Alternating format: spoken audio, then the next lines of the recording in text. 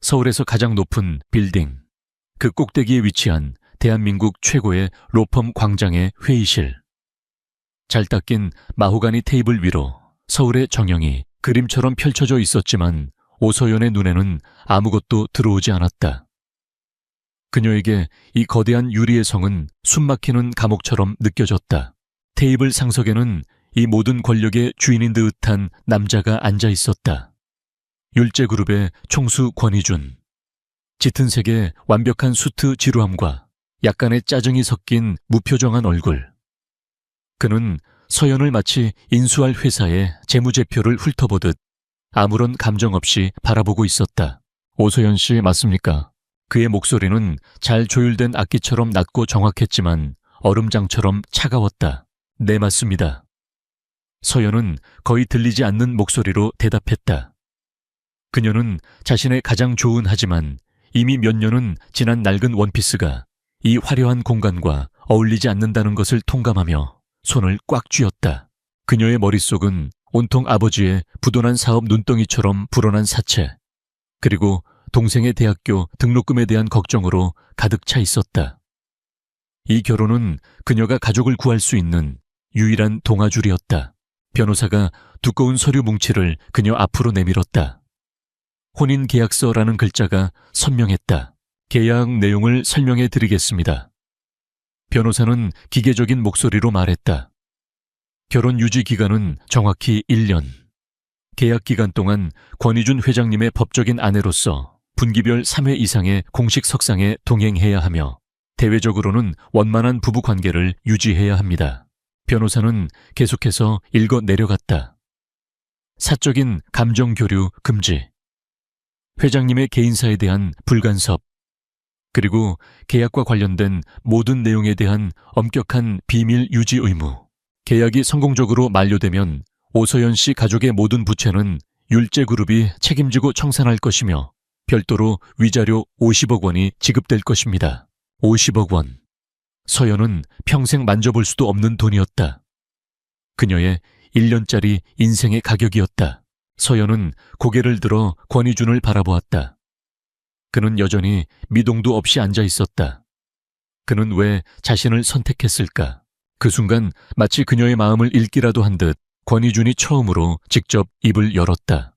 오서연 씨, 내가 당신을 선택한 이유는 3가지요. 그의 차가운 시선이 그녀에게 향했다. 첫째, 당신의 배경이 깨끗해. 둘째, 당신은 돈이 절실하게 필요해. 내 조건에 불만을 가질 입장이 아니라는 뜻이지. 그리고 셋째, 그는 잠시 말을 멈췄다. 당신은 내가 혐오하는 이 상류층 세계에 속하지 않은 사람이니까. 내 할아버지를 안심시켜드릴 최소한의 예의를 갖추되 내 인생의 귀찮은 그림자는 남기지 않을 완벽한 조건이야. 그의 말은 칼날처럼 그녀의 자존심을 베고 지나갔다. 할아버지. 모든 것은 그의 할아버지를 위한 것이었다. 위독하신 율제그룹의 창업주께서 유일한 손자의 결혼을 보기 전에는 눈을 감을 수 없다고 버티고 있다는 소문은 제게에 파다했다. 이 남자에게 결혼은 효도를 위한 비즈니스일 뿐이었다. 서연은 떨리는 손으로 계약서를 넘겼다. 모든 조항이 굴욕적이었지만 그녀의 머릿속에는 사채업자들에게 시달리는 어머니의 얼굴과 학업을 포기해야 할지도 모르는 동생의 얼굴이 떠올랐다. 그녀의 희생으로 가족이 평안할 수 있다면 그걸로 된 거였다. 그녀는 결심한 듯 펜을 집어들었다. 하겠습니다. 그녀의 목소리는 작았지만 단호했다. 그녀는 계약서의 마지막 장에 자신의 이름을 적어 내려갔다. 오서연이라는 3글자를 파는 순간이었다. 서명이 끝나자마자 권희준은 자리에서 일어났다. 그는 악수조차 청하지 않았다. 그는 마치 볼일이 끝났다는 듯 자신의 충직한 최비서에게 명령했다. 초회비서 뒤처리해. 그 한마디를 남기고 그는 회의실을 나가버렸다. 마치 서연이라는 존재는 그의 기억에서 이미 지워진 것처럼 최비서는 정중하지만 사무적인 태도로 서연에게 다가왔다. 오서연님, 내일부터 회장님의 펜트하우스로 거처를 옮기셔야 합니다. 필요한 준비는 저희가 모두 마치겠습니다. 이것은 회장님께서 사용하시는 개인 연락처와 생활에 필요한 몇 가지 규칙이 적힌 안내문입니다. 최 비서마저 떠난 광활한 회의실에 서연은 홀로 남았다. 그녀는 자신이 서명한 계약서를 멍하니 바라보았다. 자신의 영혼을 팔았다는 사실이 그제야 현실로 다가왔다. 내일부터 그녀는 대한민국에서 가장 높은 곳에 사는 남자의 아내가 된다. 하지만 그녀의 삶은 그 어느 때보다도 가장 낮은 곳으로 추락하고 있었다. 권희준의 펜트하우스는 집이라기보다는 거대한 유리 요새에 가까웠다. 서울의 하늘을 발밑에 둔 미니멀리즘을 가장한 공허함으로 가득 찬 공간.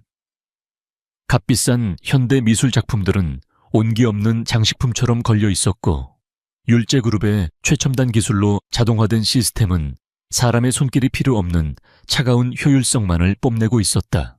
사모님, 엄격해 보이는 중년의 가정부가 서연을 맞았다.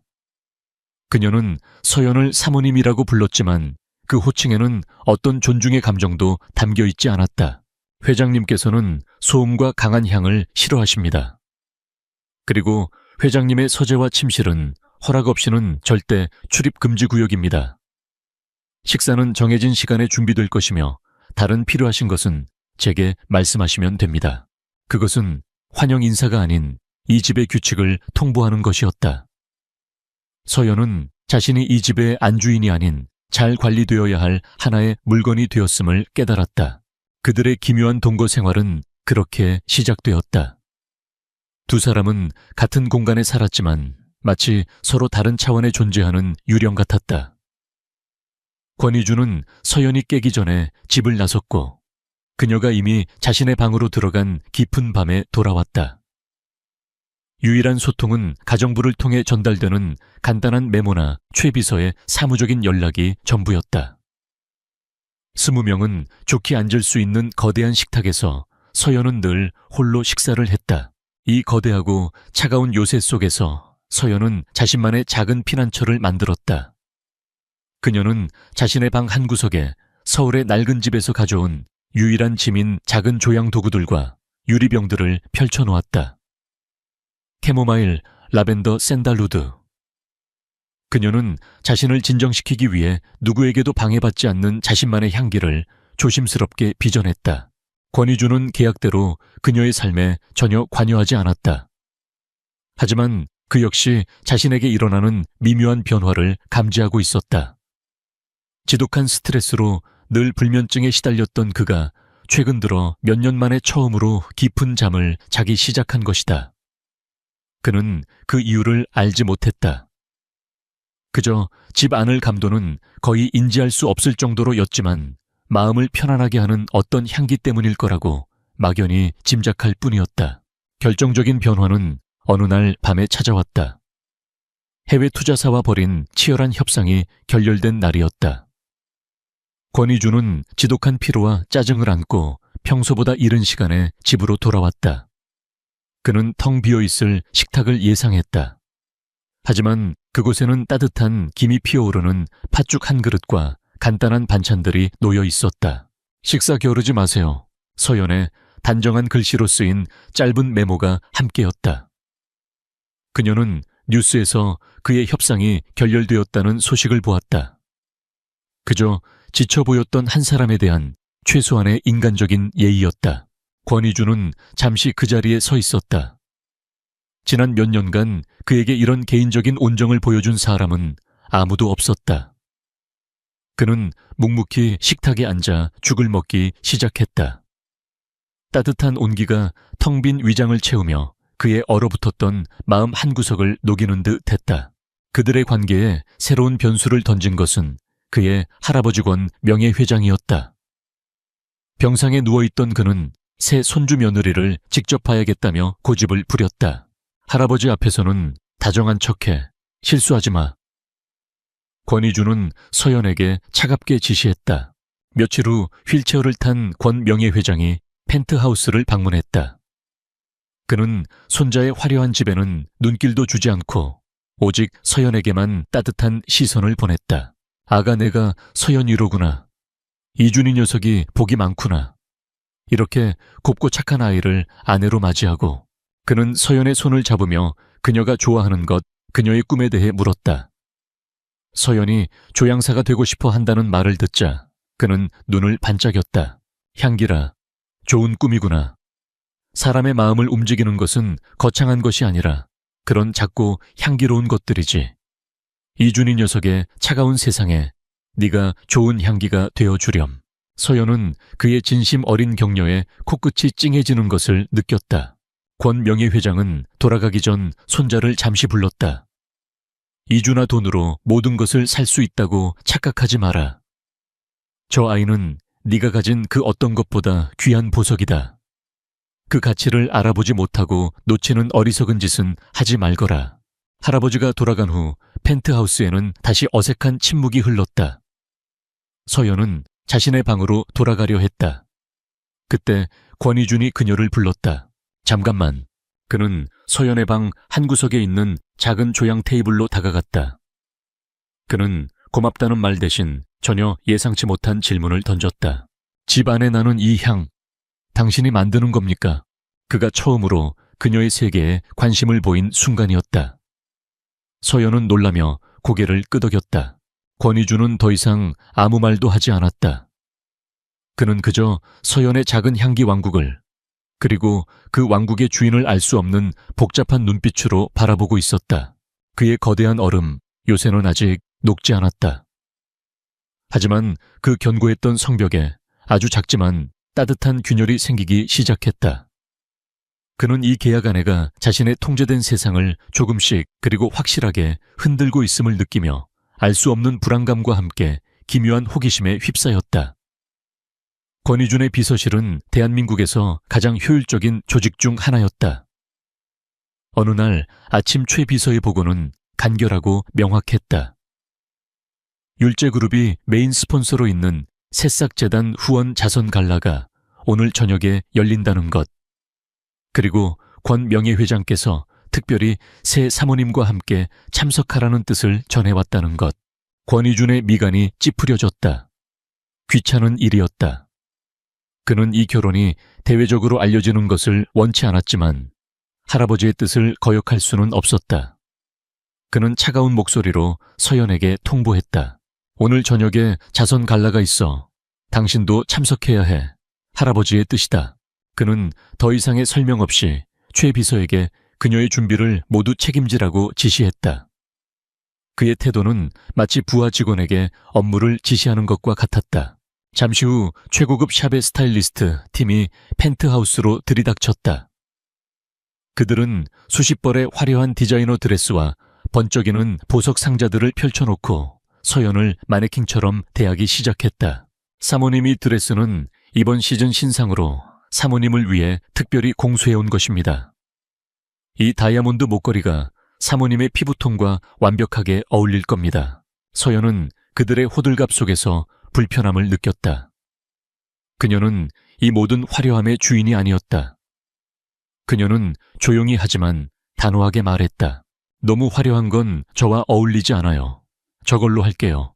그녀가 선택한 것은 수많은 드레스들 중 가장 심플하고 단정한 짙은 네이비 색상의 실크 드레스였다. 보석도 과한 것들은 모두 마다하고 작은 진주 귀걸이 하나만을 골랐다. 스타일리스트들은 당황했지만 감히 그녀의 뜻을 거스를 수는 없었다. 모든 준비가 끝났을 때 서연은 완전히 다른 사람처럼 보였다. 화려하게 치장하지 않았음에도 불구하고 그녀의 단아하고 기품 있는 아름다움은 그 어떤 보석보다도 빛났다. 외출 준비를 마친 권희준은 거실로 나왔다가 그녀의 모습을 보고 순간 할 말을 잃었다.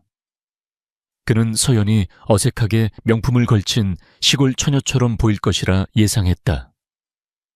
하지만 그의 눈앞에 서 있는 여자는 마치 밤하늘 그 자체처럼 깊고 우아했다. 그는 자신도 모르게 솟아오르는 감정을 무표정한 가면 뒤로 감추며 퉁명스럽게 말했다. 늦었어. 가자. 갈라가 열리는 호텔 연회장은 대한민국 상위 1%의 사격의 그 자체였다. 눈부신 샹들리에 아래 화려한 드레스를 입은 여자들과 권위적인 남자들이 거짓된 웃음을 나누고 있었다. 권희준이 모습을 드러내자 모든 카메라 플래시가 터졌다. 그는 이 모든 것에 익숙한 듯 무심하게 군중 속으로 걸어 들어갔다. 그의 팔짱을 낀 서연은 마치 사자굴에 던져진 작은 사슴처럼 위축되었다. 바로 그때 한 여자가 그들 앞으로 다가왔다. 꿀처럼 달콤하지만 독을 품은 미소를 지닌 여자. 명품 패션 브랜드를 운영하는 유성그룹의 상속녀 유채린이었다. 그녀는 모두가 권희준의 아내가 될 것이라고 예상했던 여자였다. 어머, 이준 씨, 오랜만이야. 유채린은 권희준에게는 다정하게 인사하며 서연은 보란듯이 무시했다. 이내 그녀는 경멸적인 시선으로 서연을 위아래로 훑어보며 말했다. 그런데 이쪽은 누구 이준 씨 소개 안 해줘. 권희준은 잠시 망설였다. 하지만 할아버지와의 약속 그리고 대외적인 이미지를 위해 그는 입을 열 수밖에 없었다. 내 아내 오서연입니다. 그의 목소리는 딱딱했지만 그가 내 아내라고 말하는 순간 연 회장에는 미묘한 파문이 일었다. 유채린의 얼굴이 순간 굳어졌다. 저녁이 깊어갈 무렵 권희준은 다른 기업 총수들과의 대화에 잠시 자리를 비웠다. 홀로 남겨진 서연에게 유채린과 그녀의 친구들이 다가왔다. 그들이 기다리던 순간이었다. 어머, 저 드레스는 처음 보는 브랜드네. 설마 동대문에서 사온 건 아니겠지? 아버지가 하던 공장이 망해서 빚더미에 앉았다면서 용케 이런 데는 다 오네. 대체 우리 이준 씨한테 무슨 꼬리를 친 거야? 이런 자선갈래 와봤어야 알지. 기부할 돈은 있고 없는 사람이 있는 척하는 게 제일 보기 싫더라. 독설이 비수처럼 날아와 서연의 가슴에 박혔다. 그녀는 얼굴이 창백해졌지만 울거나 도망치지 않았다. 그녀는 허리를 꼿꼿이 세우고 자신의 마지막 남은 자존심으로 버티고 있었다. 방 건너편에서 권희준은 그 광경을 보고 있었다. 그의 첫 번째 본능은 무시하라는 것이었다. 계약 조건에 따르면 그는 그녀의 감정을 책임질 의무가 없었다. 그것은 그녀가 감당해야 할 몫이었다. 하지만 그는 눈을 뗄 수 없었다. 유채린의 얼굴에 떠오른 잔인한 미소와 그 앞에서 필사적으로 존엄을 지키려는 서연의 위태로운 눈빛. 그의 머릿속에 할아버지의 목소리가 울렸다. 저 아이는 보석이다. 그 순간 권희준의 안에서 한 번도 느껴본 적 없는 차가운 분노가 끓어올랐다. 그는 조용히 무리를 가로질러 걸어갔다. 그의 등장만으로도 주변의 모든 소음이 멎었다. 그는 아무 말 없이 서연의 허리를 팔로 감아 자신의 품으로 강하게 끌어당겼다. 누구도 부정할 수 없는 완벽한 소유의 제스처였다. 그는 얼음 같은 눈으로 유채린을 똑바로 바라보았다. 유채린 씨, 그의 목소리는 위험할 정도로 조용했다. 내 아내에게 무슨 볼일이라도 있어. 아니, 그저 인사나 하려던 참이었어. 유채린이 당황하며 변명했다. 내 아내의 가치는 당신 같은 사람들이 함부로 평가할 수 있는 게 아니오.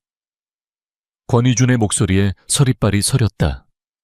그리고 명심하는 게 좋을 거요. 다시 한번 내 아내에게 무례하게 굴면 당신 아버지가 평생 공들여 쌓은 유성그룹도 하루아침에 먼지처럼 사라질 수 있다는 걸. 그것은 의심의 여지 없는 협박이었다. 유채린의 얼굴이 하얗게 질렸다. 그녀의 친구들은 겁먹은 새들처럼 흩어졌다. 권희준은 충격에 빠진 서연을 데리고 조용히 그 자리를 벗어났다. 서연은 그의 품에 안긴 채 자신을 쇠레포 지켜준 남자를 올려다보았다. 권희준은 정면을 응시한 채 굳게 입을 다물고 있었다. 그의 턱선은 분노로 단단해져 있었다. 그 역시 자신의 행동에 스스로 놀라고 있었다. 그는 방금 그들의 가장 중요한 계약 조항, 감정적으로 얽히지 않는다는 규칙을 스스로 깨버렸다. 자선 갈라가 끝난 후 펜트하우스로 돌아오는 차 안은 숨막히는 침묵만이 흘렀다. 서연은 자신을 보호해주던 그의 단단한 팔과 차가운 분노를 떠올리며 혼란스러워했다. 계약 조건에 없던 그의 행동은 그녀의 마음에 작은 파문을 일으켰다. 이준 역시 스스로의 행동에 당황하고 있었다. 그는 계약의 규칙을 깨고 감정을 드러낸 자기 자신에게 짜증이 났다. 오늘 밤 고마웠어요. 펜트하우스에 도착해 서연이 조용히 감사를 표했다. 이주는 짧게 고개를 끄덕였을 뿐 아무 말 없이 자신의 서재로 들어가 버렸다. 그는 거리를 유지해야만 했다. 하지만 서재에 앉아서도 그는 일에 집중할 수 없었다. 상처받았지만 꺾이지 않던 그녀의 강인한 눈빛이 자꾸만 눈앞에 어른거렸다. 그날의 사건 이후 서연은 새로운 힘을 얻었다. 그녀는 더 이상 위축되지 않고 자신의 유일한 무기이자 위안인 향기 속에 몰두하기로 결심했다. 그녀는 돈을 벌기 위한 향수가 아닌 오직 자기 자신을 위한 세상에 단 하나뿐인 향수를 만들기로 마음먹었다. 그녀는 어린 시절 할머니 댁 근처에 깊은 산속에서만 자라던 희귀한 야생 난초의 기억을 떠올렸다. 비에 젖은 흙냄새와 이슬을 머금은 풀잎, 그리고 그 사이에서 은은하게 피어오르던 맑고 청가한 난초의 향기. 그것은 그녀의 가장 순수했던 시절의 냄새였다. 그녀는 며칠 밤낮으로 연구에 매달려 마침내 그 기억 속의 향기를 완벽하게 재현해냈다. 어느 날 저녁 이주는 서재에서 복잡한 서류와 씨름하고 있었다. 그때 문틈으로 한 번도 맡아본 적 없는 낯설지만 이상하게도 그리운 향기가 희미하게 흘러 들어왔다. 그는 순간 하던 일을 멈췄다. 그의 머릿속 수십 년간 굳게 닫혀있던 기억의 문이 삐걱거리며 열렸다. 어린 시절 엄격한 아버지에게 심하게 꾸중을 들었던 날. 그는 집 뒤의 숲속에서 길을 잃고 홀로 울고 있었다. 그때 다정한 목소리와 함께 그를 찾아낸 것은 젊은 시절의 어머니였다. 그녀는 그를 따뜻하게 안아주었고 그녀의 주변에서는 늘 그녀가 사랑했던 야생 난초의 향기가 났다. 그것은 그가 기억하는 일찍 돌아가신 어머니와의 마지막 행복한 기억이었다. 이주는 심장이 내려앉는 듯한 충격을 받았다. 이것은 단순한 향기가 아니었다. 그가 스스로 봉인해버렸던 그의 영혼의 가장 부드러운 부분을 여는 열쇠였다. 그는 자석에 이끌리듯 서재를 나와 향기가 흘러나오는 서연의 방으로 향했다. 그녀는 작은 조향 테이블 앞에 앉아 유리병들을 들여다보고 있었다. 그는 지금껏 한 번도 보인 적 없는 감정이 격해진 목소리로 물었다. 이 향 어디서 난 거요? 서연은 그의 다급한 모습에 깜짝 놀랐다. 그녀는 자신의 어린 시절 기억 시골 할머니 댁 근처에서 자라던 야생 난초에 대해 설명했다. 할머니 댁이요? 거기가 어디였소? 그녀가 지명을 말하자 이준의 얼굴이 다시 한번 충격으로 굳어졌다. 그녀의 할머니가 살던 곳은 지금은 팔리고 없는 율제그룹의 옛 별장 부지와 바로 인접한 곳이었다.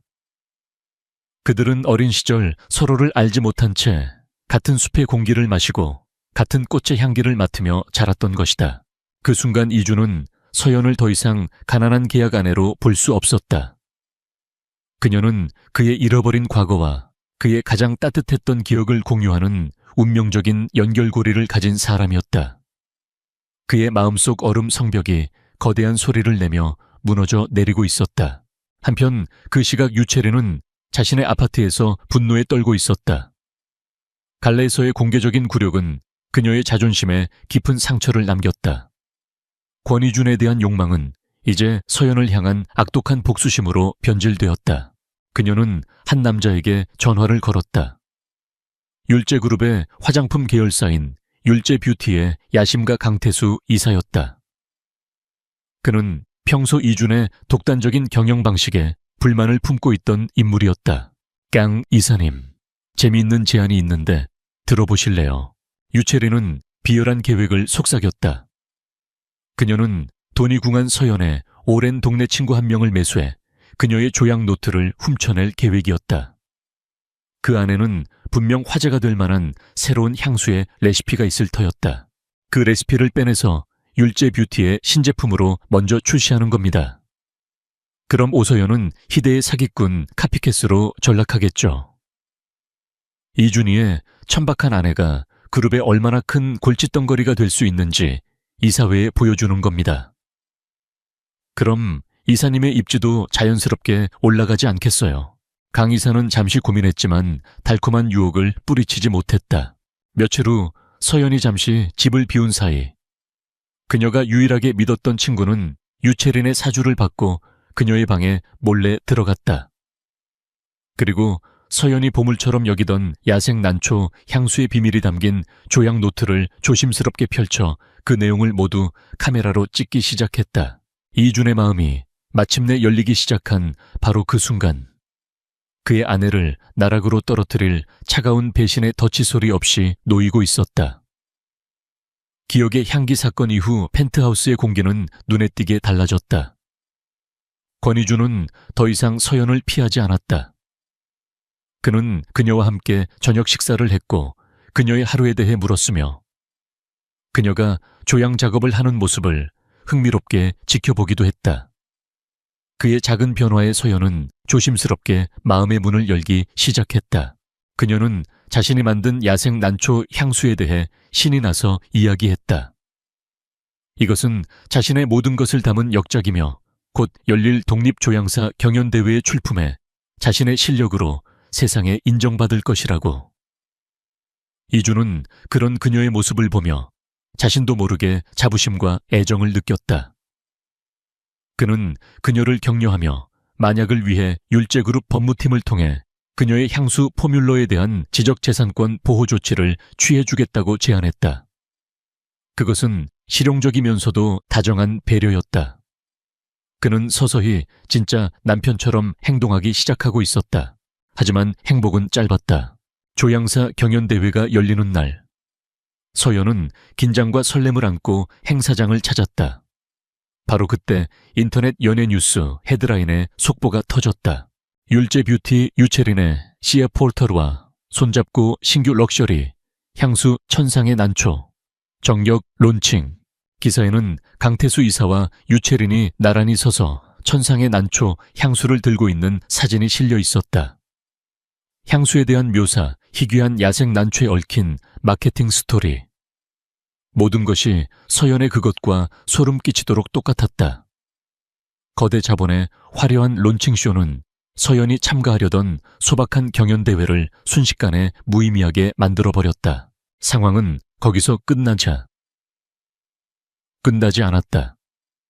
유채린과 강 이사가 미리 계획한 대로 악의적인 기사들이 쏟아지기 시작했다. 율제그룹 회장 부인, 오서연 그룹 내부 정보 빼돌려 향수 레시피 도용 의혹. 신데렐라의 두 얼굴 재벌가. 입성 후 자신의 브랜드 론칭하려던 야심 드러나. 그들은 서연을 재벌게 시집온 뒤 그룹의 비밀을 훔쳐 자신의 사업을 하려던 탐욕스럽고 파렴치한 사기꾼으로 몰아갔다.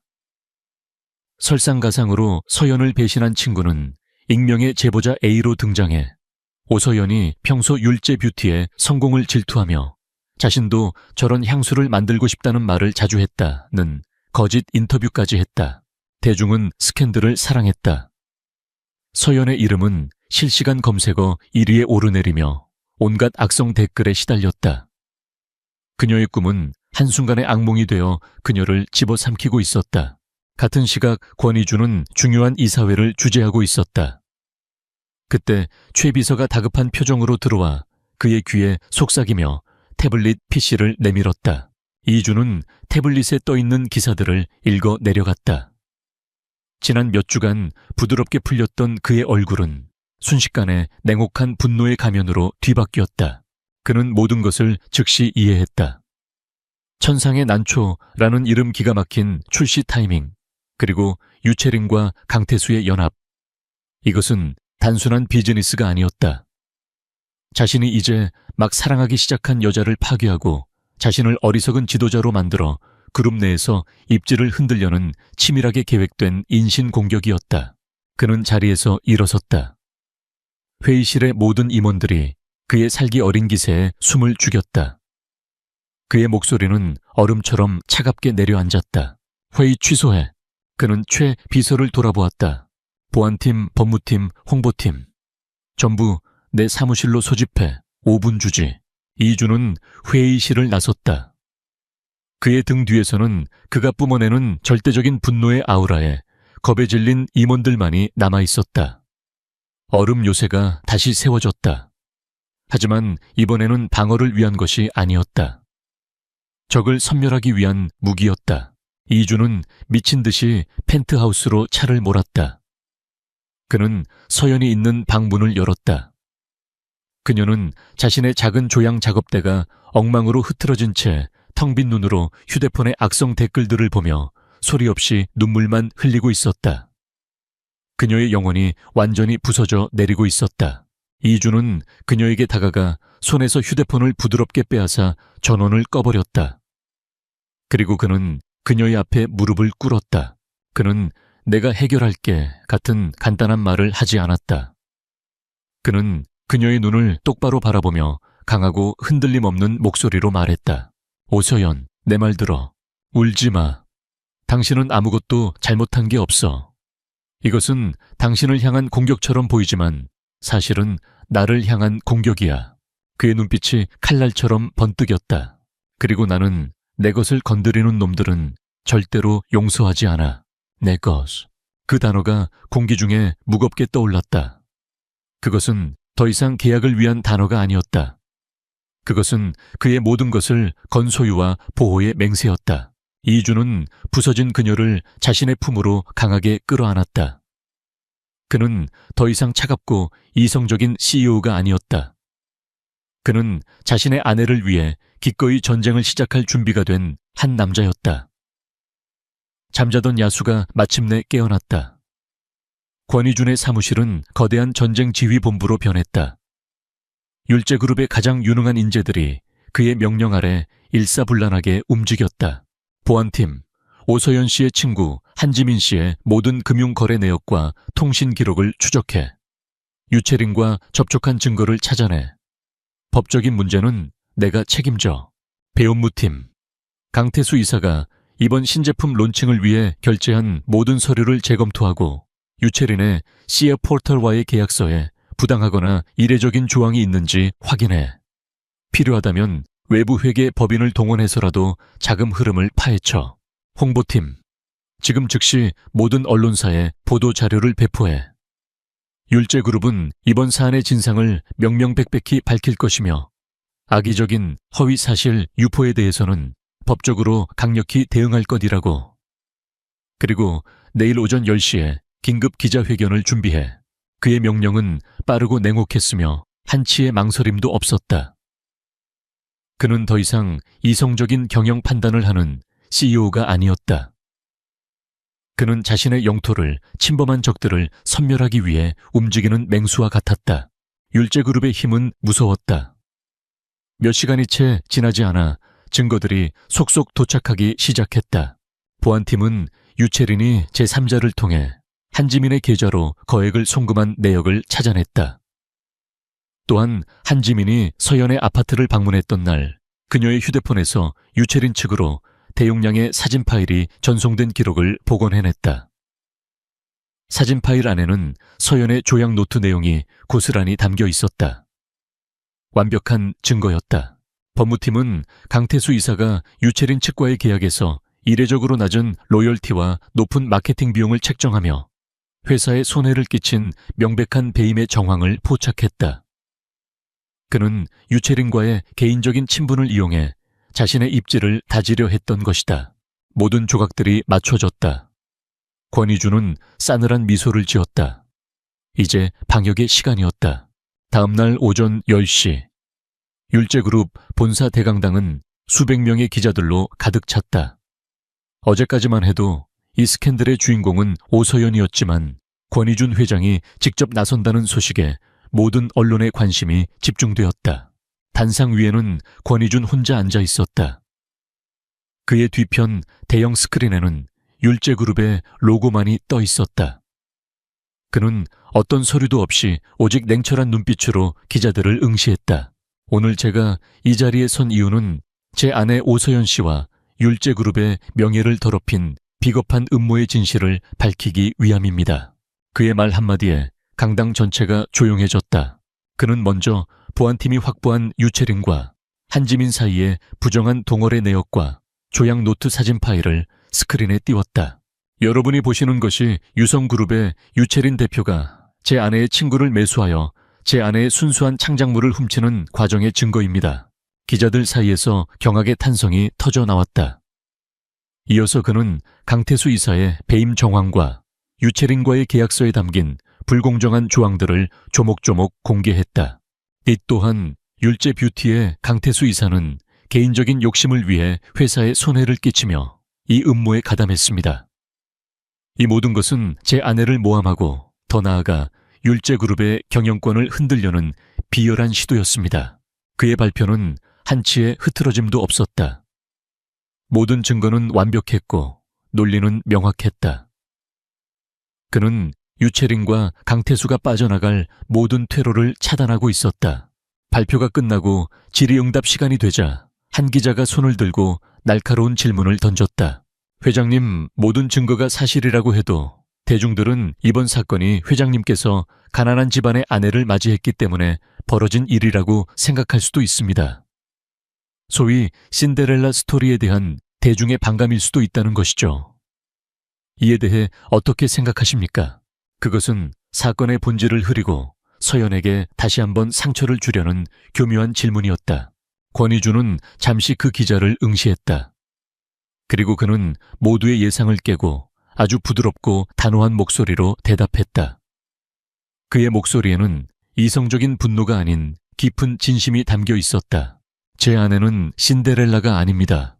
그는 스크린에 서연의 조약 노트를 직접 찍은 사진 한 장을 띄웠다. 그곳에는 그녀가 수년간 연구하고 기록해온 향기에 대한 열정과 노력이 빼곡하게 적혀 있었다. 제 아내는 자신의 꿈을 위해 누구보다 치열하게 노력하는 열정적인 예술가이자 제가 아는 그 누구보다도 강하고 순수한 영혼을 가진 사람입니다. 그녀는 돈이나 배경 때문에 제 곁에 있는 것이 아닙니다. 오히려 그녀의 그 순수함과 열정이 차갑고 계산적이기만 했던 제 세상을 바꾸어 놓았습니다. 그는 카메라 렌즈를 똑바로 바라보았다. 마치 TV를 통해 이 모든 것을 지켜보고 있을 그녀에게 말하는 것처럼 내가 그녀를 선택한 것이 아니라 그녀가 나를 구원한 것입니다. 오서연은 내 인생 최고의 행운이자 내가 평생을 걸고 지켜야 할 가장 소중한 사람입니다. 그러니 다시는 그 누구도 내 아내의 가치를 함부로 논하지 마십시오. 그것은 완벽한 사랑 고백이었다.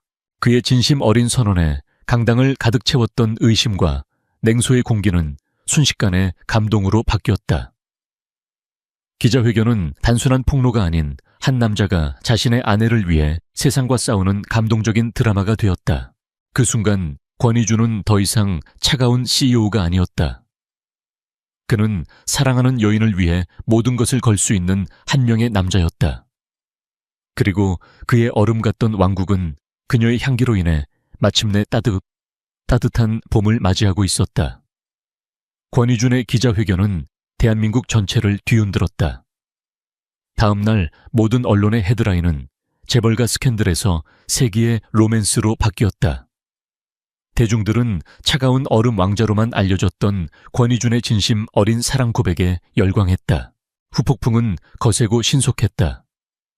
강태수 이사는 즉시 율제그룹에서 해임되었고 회사에 막대한 손해를 끼친 혐의로 소송을 당했다. 유채린의 회사는 지적재산권 도용으로 천문학적인 금액의 손해배상 청구 소송에 직면했으며 그녀의 명품 브랜드 이미지는 카피캣이라는 오명 아래 끝없이 추락했다. 그녀가 그토록 지키고 싶어 했던 사교계에서의 명성 또한 산산조각 났다. 오서연의 이름은 완벽하게 명예를 회복했다. 아니, 그 이상이었다. 그녀는 하룻밤 사이에 진정한 재능과 순수한 열정의 아이콘이 되었다. 그녀의 기억의 향기 이야기는 전설이 되었고 사람들은 그녀가 과연 어떤 향기를 만들어낼지 기대하기 시작했다. 몇 주 후 이주는 서연에게 남편이 아닌 CEO로서 하나의 사업 제안을 했다. 율제그룹에서 새로운 하이엔드 향수 브랜드를 론칭하기로 결정했어. 그는 서연에게 신규 브랜드의 수석 조향사이자 크리에이티브 디렉터 자리를 제안했다. 그는 그녀에게 최첨단 설비를 갖춘 연구소와 전 세계의 가장 희귀한 원료들을 마음껏 사용할 수 있는 무제한의 지원을 약속했다. 이것은 단순히 아내를 위한 선물이 아니었다. 그녀의 재능에 대한 전문적인 인정이자 그녀의 꿈에 대한 가장 큰 투자였다. 서연은 처음에는 망설였다. 그의 힘에 의지하고 싶지 않았다. 하지만 그녀의 재능을 존중하는 그의 진심 어린 눈빛을 보고 그녀는 제안을 받아들였다. 더 이상 계약 아내가 아닌 새로운 도전을 앞둔 한 명의 독립적인 예술가로서 시간이 흘렀다. 그녀의 이름을 딴 새로운 브랜드, 아틀리에 서연 에이텔리에. 서연은 출시되자마자 엄청난 성공을 거두었다. 그녀는 이제 세상이 인정하는 조향사가 되었다. 그리고 그들의 1년짜리 계약이 끝나는 날이 다가왔다. 두 사람은 어느새 편안하고 사랑스러운 일상에 익숙해졌지만 계약 만료일이라는 현실은 그들 사이에 그림자처럼 드리워져 있었다. 그날 저녁 이준희 집으로 돌아왔을 때 서연은 조용히 거실에 앉아 있었다. 두 사람 사이의 테이블 위에는 1년 전 최 비서가 준비했던 이혼 서류가 놓여 있었다. 진실의 순간이었다. 이준은 이혼 서류는 쳐다보지도 않았다. 그는 서연의 맞은편에 앉아 서류 가방에서 다른 문서를 꺼냈다. 그것은 계약서가 아닌 그의 진심이 담긴 편지였다. 그는 기자회견의 압박 속에서가 아닌 오직 그녀만을 위해 자신의 마음을 고백했다. 그녀가 자신의 공허했던 삶을 어떻게 채워주었는지, 그녀가 자신에게 감정을 어떻게 다시 가르쳐 주었는지, 그리고 이제는 그녀 없는 미래를 상상할 수 없다고. 오소연, 그의 목소리는 깊은 감정으로 떨리고 있었다. 지난 1년은 계약이었을지 몰라도 앞으로의 평생은 진심이고 싶소. 이 서류는 찢어버리고 나와 진짜 부부가 되어주겠소. 그는 주머니에서 작은 반지 상자를 꺼냈다.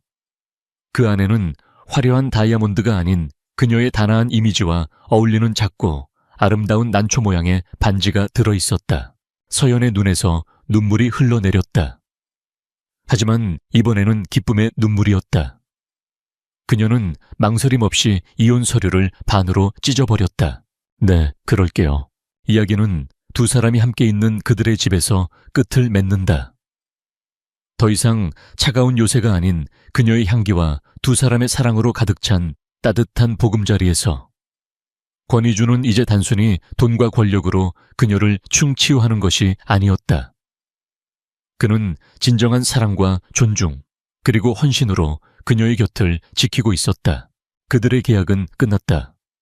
이제 두 사람은 서로에게 유일하고도 영원한 향기가 되어 진짜 인생을 함께 만들어갈 준비가 되어 있었다.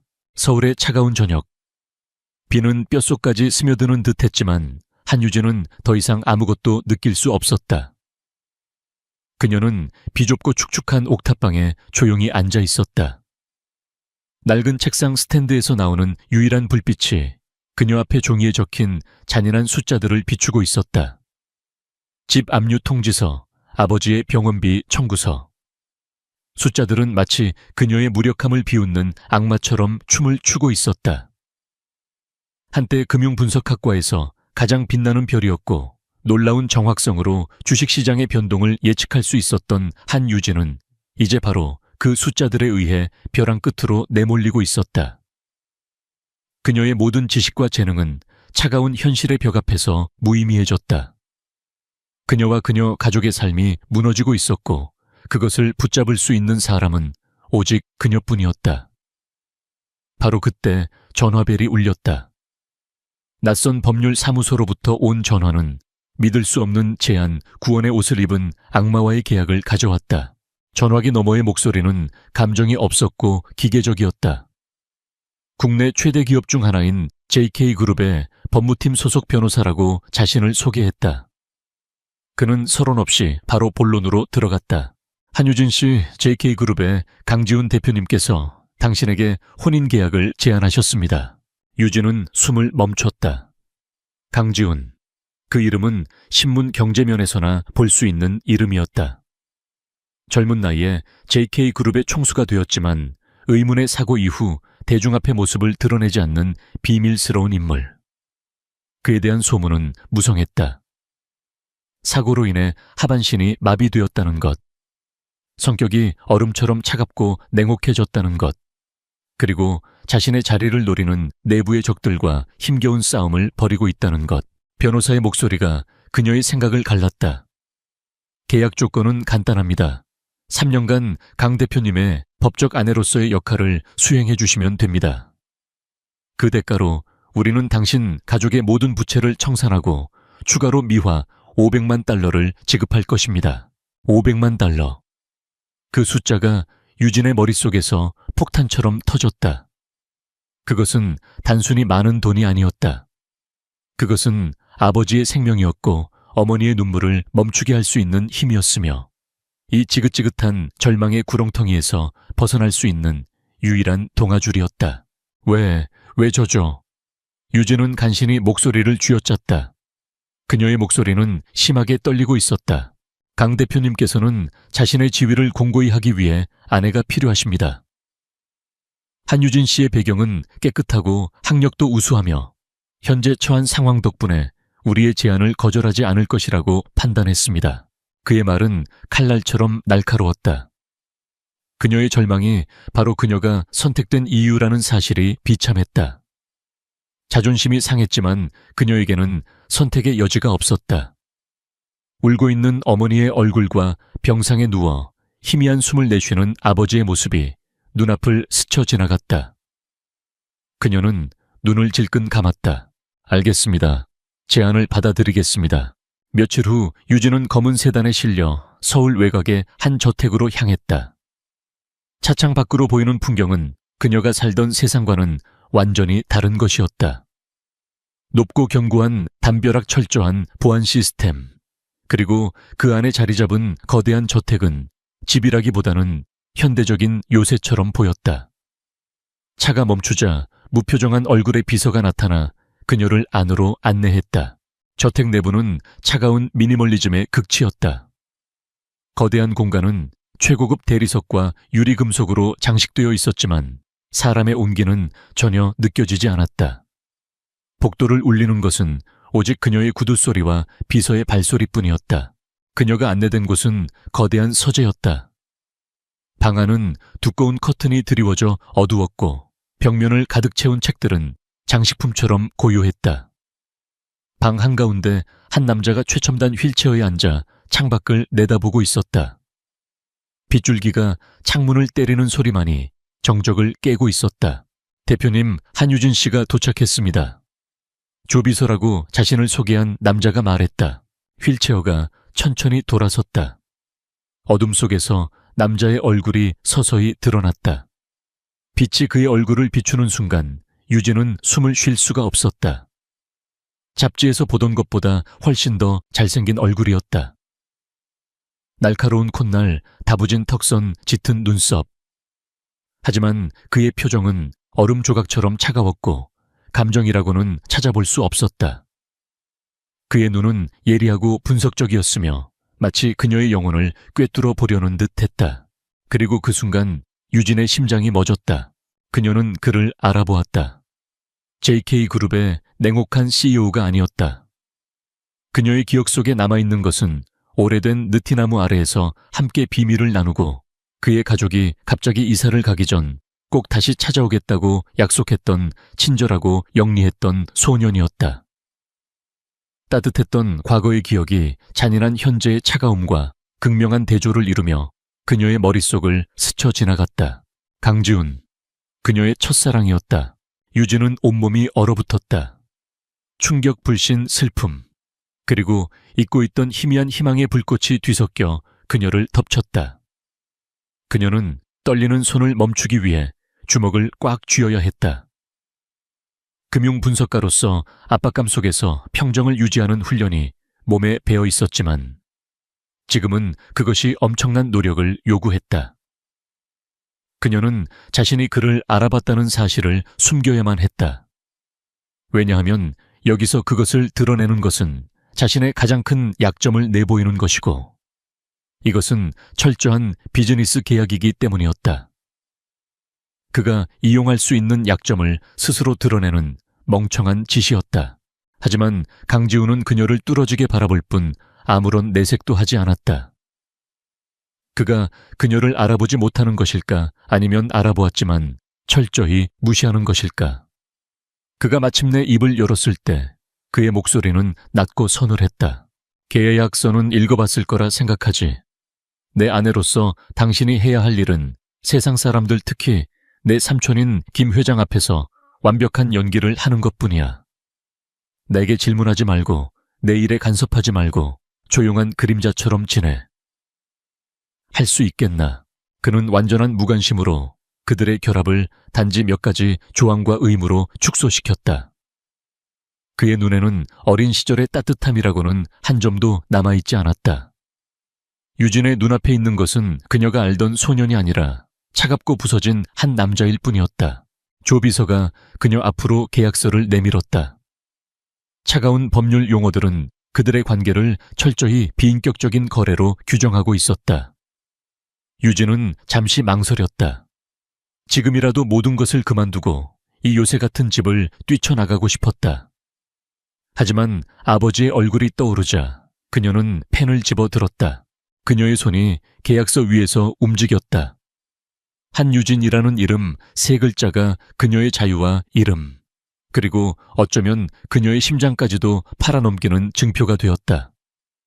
그녀가 서명을 마쳤을 때 강지은의 눈이 살짝 좁혀지는 것을 그녀는 놓치지 않았다. 그가 그녀의 표정에서 무언가를 읽어낸 것일까? 이제부터 당신은 JK그룹의 안주인이야. 조 비서가 당신이 머물 곳을 안내할 거다. 그의 말이 끝나자마자 조 비서가 정중하게 그녀를 밖으로 안내했다. 거래는 성사되었다. 서재의 무거운 문이 닫히고 강지훈은 다시 어두운 방에 홀로 남았다. 유진이 떠난 후 그는 한동안 계약서에 적힌 그녀의 서명을 말없이 내려다보았다. 그의 얼음 같던 얼굴에 아주 잠깐 복잡 미묘한 감정이 스쳐 지나갔다. 그것은 고통이었을까 아니면 희미한 그리움이었을까? 그러나 그 감정은 순식간에 사라지고 다시 냉혹한 CEO의 가면이 그의 얼굴을 덮었다. 그는 창밖을 바라보며 나지막이 읊조렸다. 한유진, 결국 이렇게 다시 만나게 되는군. 그의 목소리는 빗소리에 섞여 아무에게도 들리지 않았다. 그들의 잔인한 운명의 서막이 그렇게 올랐다. 한유진의 새로운 삶은 조 비서가 안내한 저택의 한쪽 날개에 있는 그녀의 방에서 시작되었다. 방은 마치 최고급 호텔의 스위트룸처럼 호화롭고 넓었지만 동시에 차갑고 비인격적이었다. 모든 가구와 장식은 완벽하게 배치되어 있었지만 그곳에는 한유진이라는 사람이 존재할 공간은 없는 듯 했다. 그녀가 가져온 몇 안 되는 소박한 짐들은 그 화려함 속에서 초라하게 보였다. 마치 그녀 자신이 이 거대한 저택에서 이질적인 존재임을 보여주는 것 같았다. 잠시 후 집안의 총괄 집사로 보이는 나이든 여자가 들어왔다. 그녀의 표정은 엄격했고 눈빛에서는 은근한 경멸이 느껴졌다. 그녀는 유진을 이 집의 새로운 안주인이 아닌 특별한 직함을 가진 고용인처럼 대하며 집안의 엄격한 규칙들을 나열했다. 사모님께서는 아침 8시에 대표님과 함께 아침 식사를 하셔야 합니다. 대표님의 서재는 허락 없이 출입할 수 없으며 외부인과의 불필요한 연락은 삼가셔야 합니다. 그녀의 말투는 정중했지만 그 안에는 유진의 모든 행동을 통제하고 감시하겠다는 의도가 명백히 담겨 있었다. 유진은 그저 조용히 고개를 끄덕였다. 지금은 저항할 때가 아니었다. 이 거대한 호랑이 굴에서 살아남기 위해서는 우선 지형을 파악하고 적의 움직임을 읽어야 했다. 첫 번째 시험은 예상보다 빨리 찾아왔다. 그날 저녁 저택의 거대하고 위압적인 다이닝룸에서 열린 첫 가족 식사 자리였다. 긴 테이블의 상석에는 강지훈이 휠체어에 앉아 있었고 그의 맞은편에는 한 남자가 앉아 있었다. 흠잡을 데 없이 잘 차려입은 정장 인자해 보이는 미소. 하지만 그 미소는 그의 차갑고 계산적인 눈에는 닿지 않았다. 그가 바로 강지훈의 삼촌이자 JK그룹의 실질적인 2인자 김태수 회장이었다. 김 회장 옆에는 그의 아내와 아들인 강민혁이 앉아 있었다. 그들은 노골적인 경멸의 시선으로 유진을 위아래로 훑어보았다. 마치 값비싼 도자기로 가득한 방에 들어온 더러운 길고양이 보듯 하는 눈빛이었다. 식사가 시작되자마자 김 회장이 포문을 열었다. 사혜아가 우리 지훈이와는 어떻게 만나게 되었나 듣자 하니 집안 사정이 꽤 어렵다고 하던데. 그의 질문은 겉보기에는 평범한 호기심처럼 들렸지만 실은 유진의 출신을 들먹이며 그녀를 모욕하려는 의도가 뻔히 보였다. 유진은 잠시 포크를 내려놓고 김 회장을 똑바로 쳐다보았다. 그녀의 눈빛은 흔들리지 않았다. 회장님께서도 아시다시피 저는 평범한 가정에서 자랐습니다. 하지만 사람의 가치가 배경에 의해 결정된다고는 생각하지 않습니다. 지훈 씨와 저는 서로에게 필요한 부분을 채워줄 수 있다고 믿었기에 이 자리에 있는 것입니다. 그녀의 대답은 정중했지만 단호했다. 자신의 처지를 부끄러워하지도 그렇다고 변명하지도 않았다. 김 회장의 눈썹이 미세하게 꿈틀거렸다. 그는 유진이 그저 돈에 팔려온 순진한 여자아이일 것이라 생각했지만 눈앞의 여자는 예상보다 훨씬 당돌했다. 그의 아들 민혁이 비웃으며 끼어들었다. 필요한 부분이라 우리 사촌 형님께는 돈으로 살 수 있는 예쁜 인형이 필요했던 모양이고 당신에게는 그 돈이 필요했던 거겠지. 아주 간단한 거래 아니야. 모욕적인 말에 유진의 얼굴이 순간 굳었지만 그녀는 감정을 드러내지 않았다. 그때까지 침묵을 지키던 강지훈이 나지막이 입을 열었다. 그의 목소리는 여전히 차가웠지만 그 안에는 누구도 거스를 수 없는 권위가 서려 있었다. 내 아내에 대한 평가는 내가 한다. 식사 자리에서는 음식 맛에나 집중하는 게 좋을 거야, 미녀가. 한마디였지만 식탁의 분위기는 순식간에 얼어붙었다. 민혁은 얼굴이 붉어졌지만 더 이상 아무 말도 하지 못했다. 김 회장은 다시 인자한 미소를 지었지만 그의 눈빛은 더욱 차가워졌다. 강지훈은 유진을 보호한 것이 아니었다. 그는 단지 자신의 소유물에 대한 타인의 간섭을 용납하지 않았을 뿐이다. 유진은 깨달았다. 이것은 시작에 불과했다. 그날 이후 유진은 저택에서의 삶에 적응하기 시작했다. 그녀의 유일한 피난처는 거대한 도서관이었다. 그녀는 그곳에서 시간을 보내며 금융보고서와 시장 분석 자료를 읽었다. 세상과 단절된 채 자신의 감각을 무디게 만들 수는 없었다. 언젠가 이 감옥 같은 곳을 벗어날 때를 대비해 그녀는 자신의 가장 강력한 무기인 두뇌를 계속해서 날카롭게 협여렸다. 그러면서 그녀는 강지훈을 먼발치에서 관찰하기 시작했다. 계약에 묶인 아내로서가 아니라 뛰어난 분석가로서. 그리고 그녀는 아주 작은 균열들을 발견하기 시작했다. 어느 날 밤 도서관에서 두꺼운 책을 읽던 유진은 실수로 책을 바닥에 떨어뜨렸다. 쿵 하는 큰 소리가 정적을 갈랐다. 방 건너편 소파에서 서류를 보고 있던 강지훈의 다리가 아주 미세하게 움찔하는 것을 유진은 보았다. 전신마비 환자에게서는 나타날 수 없는 반사적인 근육의 움직임이었다. 그녀는 아무것도 보지 못한 척 재빨리 책을 주웠다. 또 한 번은 그가 차를 마실 때였다. 그는 책상 반대편 끝에 있는 서류를 잡기 위해 몸을 뻗었다. 그 순간 그의 허리 근육이 균형을 잡기 위해 긴장하는 것이 유진의 눈에 포착되었다. 휠체어에 오랫동안 앉아있던 사람이라면 퇴화되었어야 할 근육이었다. 그리고 그의 손. 그의 손은 몇 년 동안 휠체어에 갇혀 지낸 사람의 부드러운 손이 아니었다. 꾸준한 물리훈련이나 운동을 한 사람에게서나 볼 수 있는 단단한 굳은 살이 박혀 있었다. 이런 작은 단서들은 다른 사람이라면 쉽게 놓쳤을 테지만 유진의 분석적인 마음은 그것들을 하나씩 맞춰 나갔다. 그의 장애가 진짜일까? 아니면 이 모든 것이 거대한 연극일까? 만약 연극이라면 도대체 무엇을 위해서 의심의 씨앗이 그녀의 마음속에 심어졌다. 강지훈 역시 그녀가 평범한 여자가 아니라는 것을 느끼고 있었다. 그는 그녀의 지성을 시험해보기로 마음먹었다. 어느 날 그는 일부러 미세한 오류가 포함된 복잡한 재무보고서를 서재 책상 위에 실수로 놓아두었다. JK그룹의 한 자회사의 가치를 의도적으로 부풀려 놓은 문서였다. 그날 저녁 그는 도서관에 있는 유진에게 아무렇지도 않게 물었다. 동남아시아의 기술 분야 시장에 대해 어떻게 생각하지? 만약 유진이 평범한 여자였다면 그저 일반적인 대답을 했을 것이다. 하지만 그녀는 낮에 서재를 지나치다 흘끗 본 그 보고서의 내용을 기억하고 있었다. 그녀는 그가 자신을 시험하고 있음을 직감했다. 그녀는 그 문서를 봤다는 사실을 드러내지 않으면서 간접적으로 그 오류를 지적하는 대답을 했다. 전망이 밝다고 생각합니다. 하지만 일부 기업들, 예를 들어 그 보고서에 언급된 자회사 X가 투자한 것과 같은 곳들은 거품이 끼어 있을 가능성이 있습니다. 신중한 위험 평가가 선행되어야 할 시점이라고 봅니다. 그녀의 대답은 강지훈에게 3가지 사실을 알려주었다.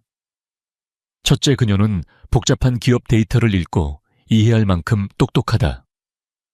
둘째, 그녀는 그 보고서를 볼 만큼 관찰력이 뛰어나다. 셋째, 그녀는 그를 직접적으로 추궁하지 않을 만큼 신중하다. 강지훈의 차가운 눈에 처음으로 다른 빛이 스쳐 지나갔다.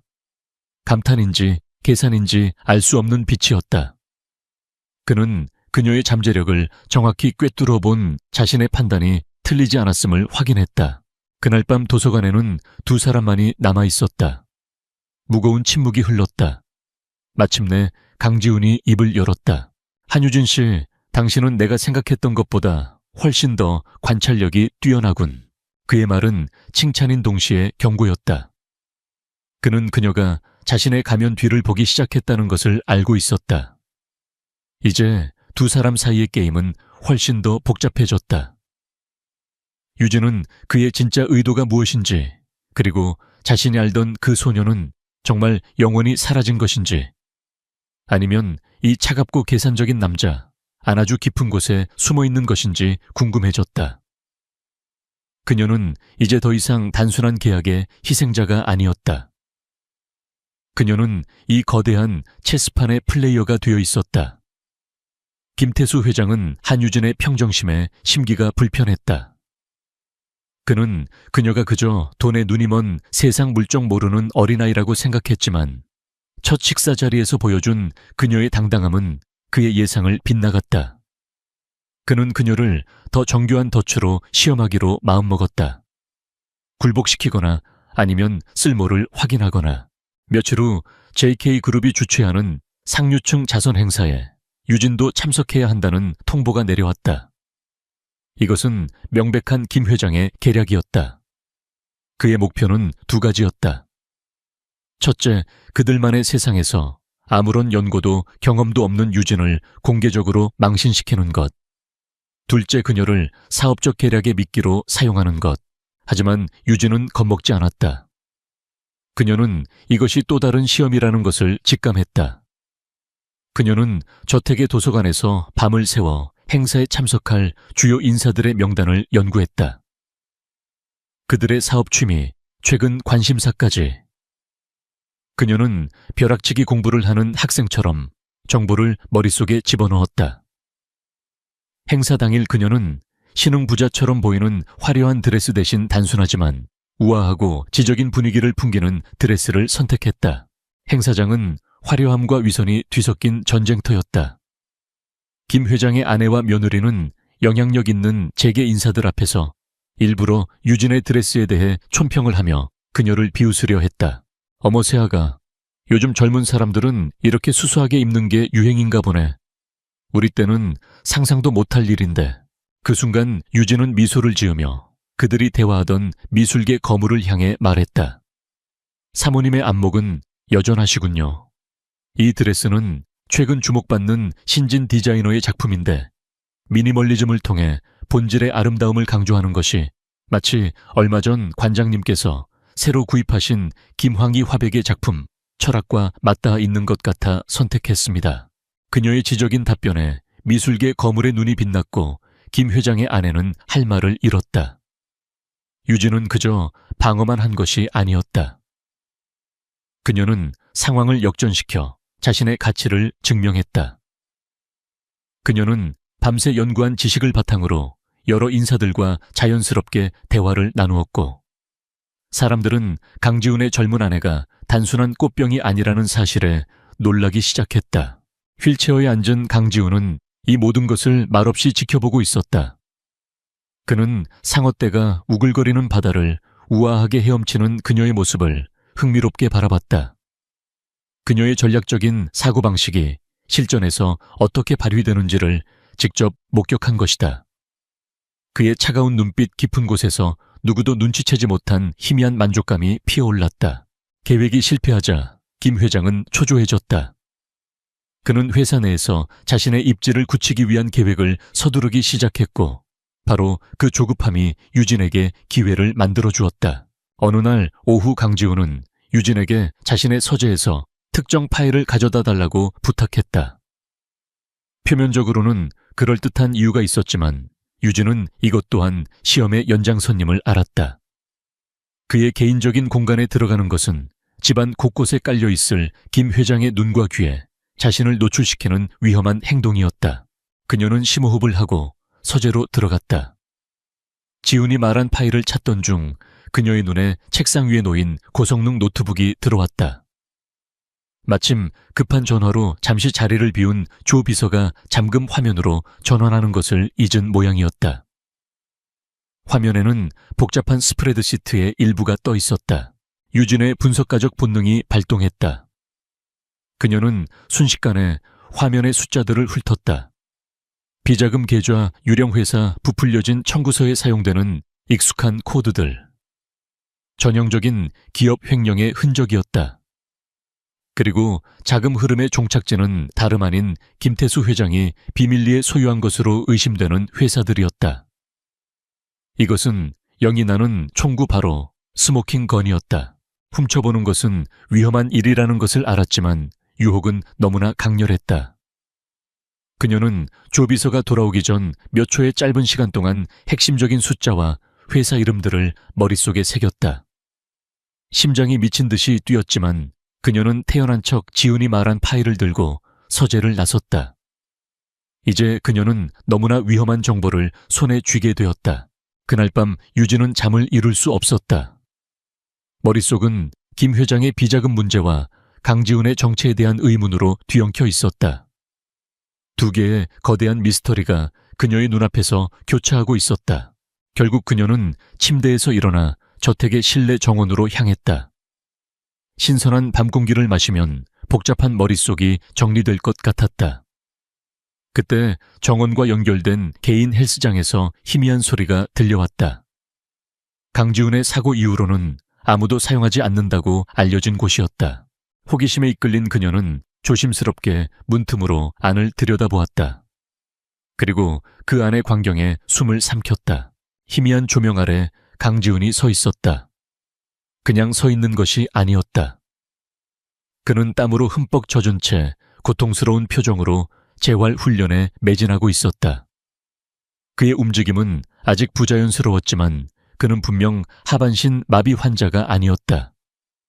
방구석에는 그의 휠체어가 마치 연극 소품처럼 조용히 놓여 있었다. 결정적인 증거였다. 그녀의 모든 의심이 가장 극적인 방식으로 확인되는 순간이었다. 장애를 가진 CEO라는 그의 페르소나는 모두 거짓이었다. 유진은 유령처럼 자신의 방으로 돌아왔다. 온 세상이 뒤집히는 것 같았다. 배신감 공포 혼란이 그녀를 덮쳤다. 그는 처음부터 그녀를 세상 모두를 속이고 있었다. 그들의 계약, 결혼 자체가 거대한 기만 위에 세워진 것이었다. 그가 꾸미는 이 위험한 연극의 목적은 무엇일까? 낮에 본 비자금 서류가 갑자기 훨씬 더 불길하게 느껴졌다. 그녀는 누구를 믿어야 하는가? 그는 그녀의 기억 속 다정한 소년인가? 아니면 자신을 포함한 모든 사람을 장기말로 사용하는 냉혹한 괴물인가? 하지만 혼란 속에서 퍼즐 조각들이 서서히 맞춰지기 시작했다. 의문의 사고 위장된 장애 삼촌의 횡령. 강지훈은 희생양이 아니었다. 그는 먹잇감을 잡기 위해 죽은 척 엎드려 있는 사냥꾼이었다. 유진은 어둠 속에서 홀로 앉아 자신이 쥔 위험한 진실을 곱씹었다. 이제 그녀는 선택을 해야 했다. 그에게 진실을 추궁할 것인가? 침묵을 지킬 것인가? 아니면 이 모든 것으로부터 도망칠 것인가? 그녀에게 다시 찾아오겠다고 약속했던 소년의 기억과 세상을 속인 남자의 이미지가 격렬하게 충돌했다. 한 가지는 분명했다. 그녀는 더 이상 수동적인 플레이어로 남을 수 없었다. 그녀는 행동해야만 했다. 한유진이 자신의 예상을 뛰어넘는 인물이라는 것을 깨달은 김태수 회장은 이제 그녀를 위협으로 간주하기 시작했다. 그가 생각했던 순진한 볼모가 아니었다. 그녀를 제거하거나 무력화시켜야만 했다. 그는 더 교활하고 악랄한 계략을 꾸몄다. 그는 유진이 경쟁사로부터 돈을 받고 정보를 빼돌리는 산업 스파이라는 거짓 증거를 조작하기 시작했다. 그녀의 방에 몰래 도청 장치를 설치하고 그녀가 경쟁사 고위직과 비밀리에 접촉한 것처럼 보이는 합성 사진을 만들었다. 그리고 조작된 자금 추적 기록을 통해 그녀가 거액의 돈을 받은 것처럼 꾸몄다.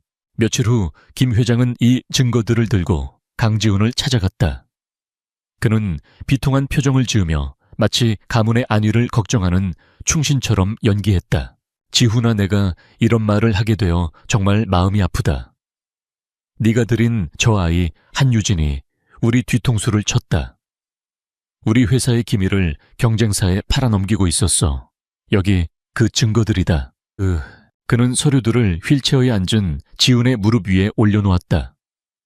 그의 목표는 지훈이 충격을 받고 유진과 즉시 이혼하게 만들어 그를 다시 외톨이로 고립시키는 것이었다. 하지만 김 회장이 모르는 사실이 있었다. 유진은 이미 그의 계획을 눈치채고 있었다. 며칠 전 총괄 집사가 청소를 핑계로 그녀의 방을 뒤지는 것을 목격했고 그 과정에서 교묘하게 숨겨진 도청 장치를 발견했다. 그녀는 그것을 제거하는 대신 역으로 이용하기로 마음먹었다. 그녀는 도청 장치를 향해 일부러 주식시장에 대한 거짓 정보를 흘리거나 친구와의 통화에서 JK그룹의 내부 사정에 대해 아는 것이 없는 순진한 사람처럼 연기했다. 그녀는 김 회장이 자신을 얕보고 있다는 사실을 최대한 활용했다. 그리고 지금 김 회장이 행동에 나섰다는 것을 직감한 유진은 더 이상 수동적으로 기다릴 수 없다는 것을 알았다. 이것은 체스 게임이었고 상대가 자신의 킹을 잡으러 온 이상 더는 폰 뒤에 숨어 있을 수 없었다. 그녀는 자신의 모든 패를 걸고 게임의 판도를 뒤집어야만 했다. 그녀가 가진 최고의 패는 진실이었다. 그날 밤 유진은 호출도 없이 강지훈의 서재로 향했다. 계약서에 서명했던 바로 그 방. 모든 것이 시작된 곳에서 모든 것을 끝내거나 혹은 새롭게 시작해야 했다. 지훈은 휠체어에 앉아 창밖의 어둠을 보고 있었다. 그의 얼굴에는 여전히 차가운 무관심의 가면이 씌어 있었다. 유진은 문을 닫고 그의 앞에 섰다. 그녀는 비난으로 시작하지 않았다. 냉정한 사실을 전달했다. 회장님께서 제가 산업 스파이라는 조작된 증거로 저를 쫓아내려 하시는군요. 지훈은 천천히 고개를 돌려 그녀를 바라보았다. 그의 눈빛은 여전히 읽을 수 없었다. 유진은 그의 침묵에 흔들리지 않고 말을 이었다. 그분은 제가 이용하기 쉬운 약점이라고 생각하시겠죠. 하지만 틀렸어요. 그분이 다른 많은 것들에 대해 틀렸던 것처럼 말입니다. 그녀는 그의 눈을 똑바로 응시했다. 목소리에는 미세한 떨림조차 없었다. 예를 들자면 X자회사의 재무 건전성 같은 것들이요. 그리고 JK그룹 CEO의 신체적 한계에 대해서도 말이죠. 그것은 명백한 도전이었다. 처음으로 지훈의 가면이 미세하게 흔들렸다. 그의 눈에 놀라움, 경계심, 그리고 이내 위험한 빛이 스쳐 지나갔다. 그는 여전히 침묵을 지키며 그녀가 다음 말을 하도록 압박했다. 유진은 숨을 깊게 들이마시고 마지막 카드를 던졌다. 당신이 마비 환자가 아니라는 걸 알아요, 강지훈 씨. 헬스장에서 봤으니까요. 그녀는 멈추지 않았다. 그리고 당신의 삼촌이 회사 돈을 빼돌리고 있다는 것도 알아요. 제가 모르는 건 단 한 가지, 당신이 왜 이 모든 것을 내버려 두고 있냐는 겁니다. 서재 안의 공기가 얼어붙었다. 정적이 흘렀다. 지우는 오랫동안 그녀를 꿰뚫을 듯이 바라보았다. 그의 머릿속에서 수만 가지 계산이 이루어지고 있었다. 그녀의 대담함과 지성에 대한 감탄, 그리고 자신의 가장 깊은 비밀이 탄로난 것에 대한 분노가 교차했다. 마침내 그는 결정을 내렸다. 더 이상 그녀 앞에서는 연극을 계속할 수 없었다. 그는 나지막이 한숨을 쉬었다. 그것은 패배의 한숨이 아니라 무거운 짐을 내려놓는 자의 한숨이었다. 모든 것을 알고 있었군. 그는 모든 것을 털어놓았다. 몇 년 전의 사고는 사고가 아니었다. 그것은 회사 내부의 누군가가 저지른 명백한 살인 미수였다. 그 사고로 아버지는 혼수 상태에 빠졌고 자신은 겨우 목숨을 건졌다. 그는 살아남았지만 저기 여전히 가까운 곳에 아주 강력한 모습으로 숨어 있다는 것을 깨달았다. 그래서 그는 자신의 부상을 과장했다. 하반신 마비라는 극단적인 연극을 통해 적들이 자신을 얕보게 만들고 그들이 방심한 틈을 타 비밀리에 조사를 하고 힘을 되찾기 위해서였다. 그의 목표는 단순히 회사를 지키는 것이 아니라 아버지를 위한 정의를 실현하는 것이었다. 당신을 선택한 건 당신의 배경이 깨끗하고 절박한 상황이 당신을 통제하기 쉽게 만들 거라 생각했기 때문이야. 완벽한 위장막이었지. 그의 목소리에는 자조적인 기색이 섞여 있었다. 하지만 내가 당신을 과소평가했어. 처음부터 당신을 알아봤지만 이 전쟁에서 개인적인 감정은 사치라고 생각해서 외면했다. 이제 모든 진실이 드러났다.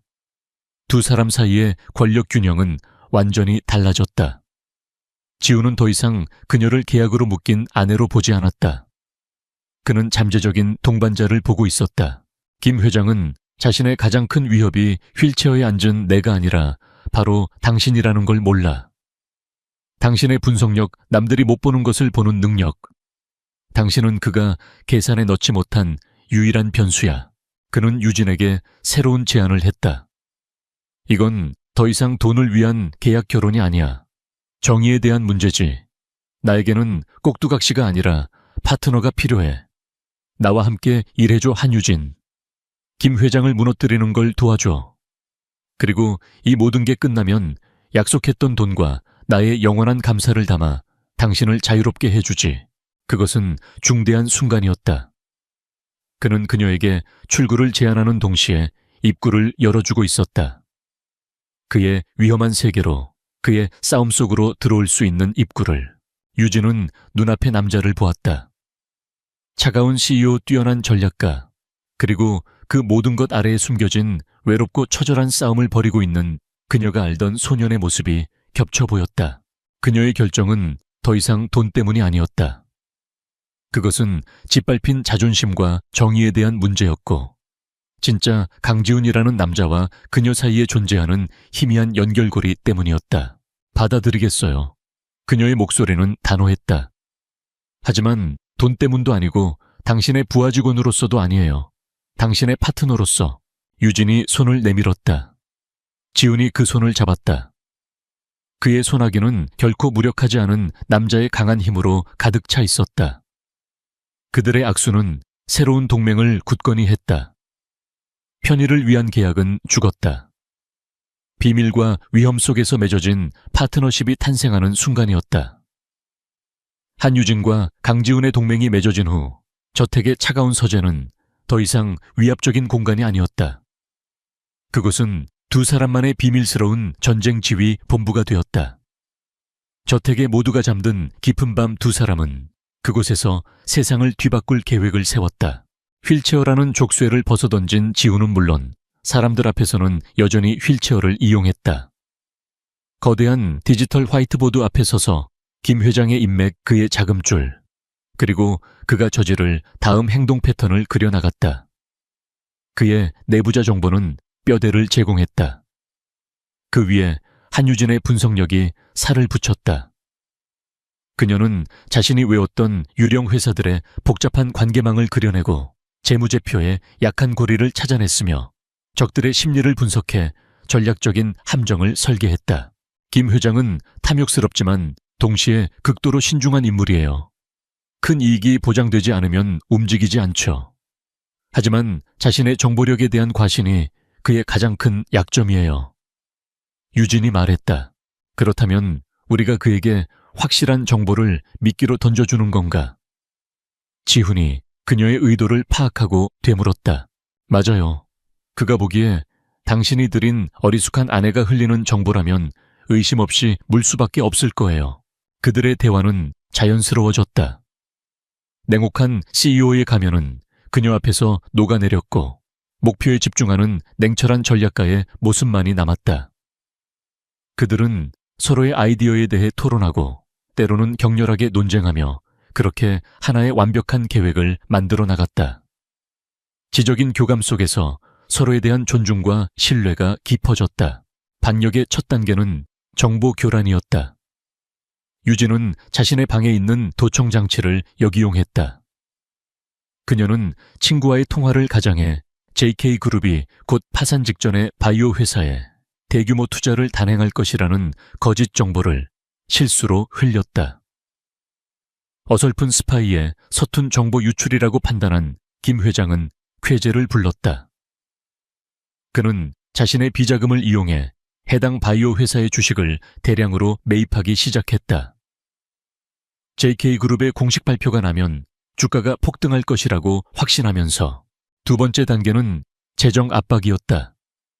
유진은 김 회장의 핵심 동맹 중 한 명이 비밀리에 지배하고 있는 부품 공급 업체를 찾아냈다.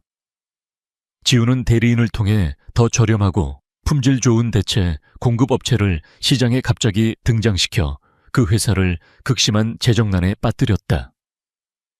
김 회장의 동맹은 필사적이 되었고 필사적인 사람은 실수를 저지르기 마련이었다.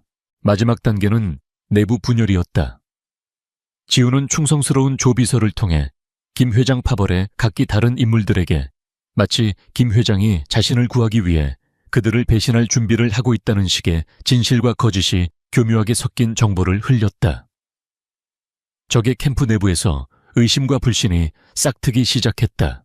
치열한 기업 전쟁 속에서도 두 사람의 개인적인 관계는 변화하고 있었다. 어느 늦은 밤 계속되는 작업에 지친 유진은 서류 더미 위에서 자신도 모르게 잠이 들었다. 지우는 잠든 그녀의 모습을 말없이 바라보았다. 지난 몇 년간 잊고 지냈던 따뜻하고 보호적인 감정이 그의 마음속에서 차올랐다. 그는 조심스럽게 자신의 재킷을 벗어 그녀의 어깨 위에 덮어주었다. 잠시 후 잠에서 깬 유진은 어깨 위의 재킷을 보고 놀랐다. 그녀가 고개를 들었을 때 지훈의 눈에서 평소와 다른 부드럽고 상처받기 쉬운 표정을 보았지만 그는 금세 평소의 가면을 다시 썼다. 또 어떤 날에는 잠시 휴식을 취하던 중 유진이 조용히 물었다. 혹시 어릴 때 느티나무 아래서 했던 약속 기억해요? 처음으로 지훈은 피하지 않았다. 그는 씁쓸한 미소를 지으며 그 기억을 인정했다. 잊은 적 없어. 다만 오는 길을 잠시 잃어버렸을 뿐이야. 그 짧은 대화가 두 사람 사이에 놓여있던 수년간의 시간과 거짓말의 강을 메웠다. 전문가적인 파트너십은 부인할 수 없이 개인적이고 낭만적인 관계로 변해가고 있었다.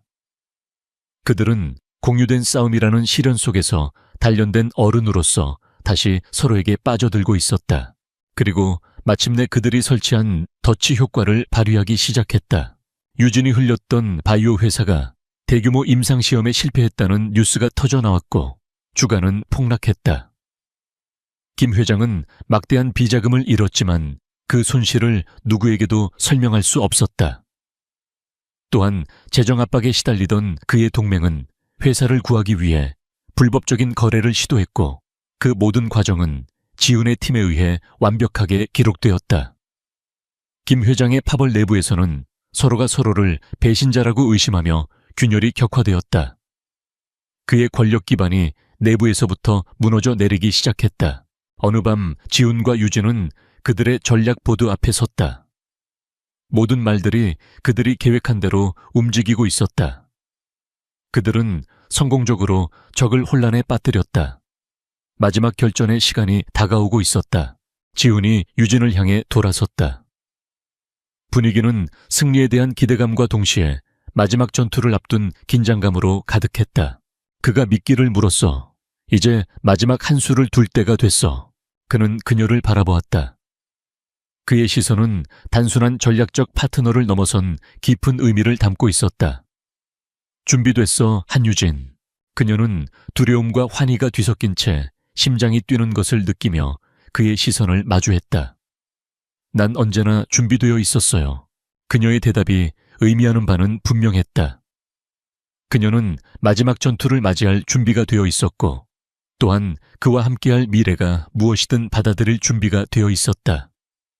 임무와 그들의 마음 사이의 경계선은 이제 완전히 허물어졌다. 착찬, 로이, 데일라 증가오짜오, 고거우쥐엔, 증사오, JK그룹의 연례 주주총회가 열리는 날. 공기는 보이지 않는 긴장감으로 팽팽했다. 수많은 언론사와 투자자, 그리고 그룹의 운명을 좌우할 주요 주주들이 모두 모여 있었다. 이곳은 단순한 회의장이 아니라 모든 것을 건 마지막 전쟁터였다. 거대하고 차가운 강당의 한쪽에는 김태수 회장과 그의 파벌이 자신만만한 표정으로 앉아 있었다. 그들은 자신들이 충분한 의결권을 확보했으며 이사회를 설득해 강지훈을 몰아낼 수 있다고 확신하고 있었다. 지훈의 건강 문제와 그가 꾸며낸 아내의 스캔들을 명분으로 내세울 참이었다. 잠시 후 강지훈과 한유진의 모습을 드러냈다. 지훈은 여전히 휠체어에 앉아 있었고 그의 얼굴은 감정을 읽을 수 없는 차가운 가면 같았다. 유진은 그의 곁에서 침착하고 우아한 자세를 유지하고 있었지만 그녀의 머릿속은 맹렬하게 회전하고 있었다. 두 사람은 짧지만 깊은 의미가 담긴 시선을 교환했다. 모든 것이 준비되었다는 무언의 확인이었다. 회의가 시작되고 몇 가지 형식적인 절차가 끝난 후 마침내 김 회장이 발언대에 섰다. 그는 위선적인 연설을 시작했다. 회사에 대한 자신의 사랑과 조카의 건강에 대한 염려, 그리고 강력하고 안정적인 리더십의 필요성에 대해 열변을 토했다. 그는 준비해온 자료들을 제시하며 유진이 회사를 위기에 빠뜨린 산업 스파이라고 주장했다.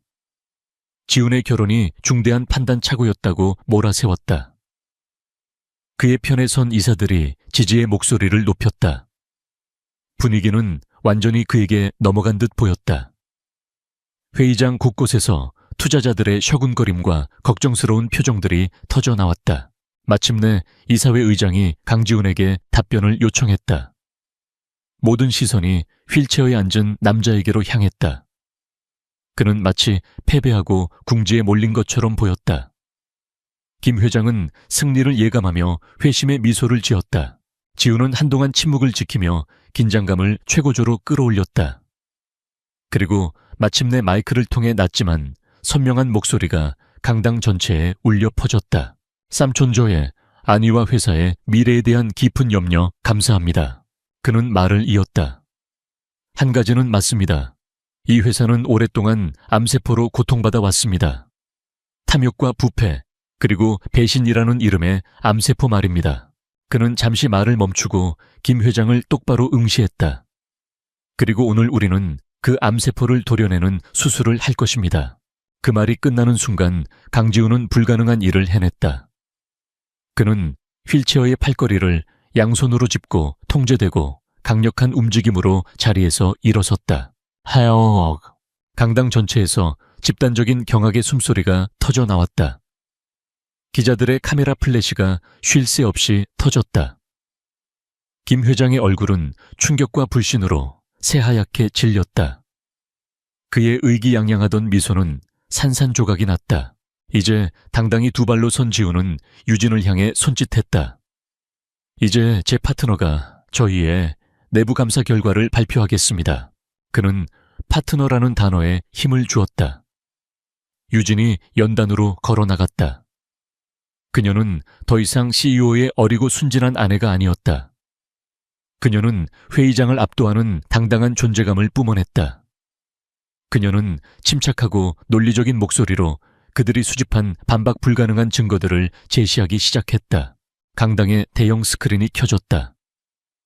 그녀는 김 회장이 자금을 빼돌리는 데 사용한 유령 회사들의 관계망을 보여주었고, 횡령된 자금이 그의 비밀 계좌로 흘러 들어가는 흐름을 명백히 밝혔다.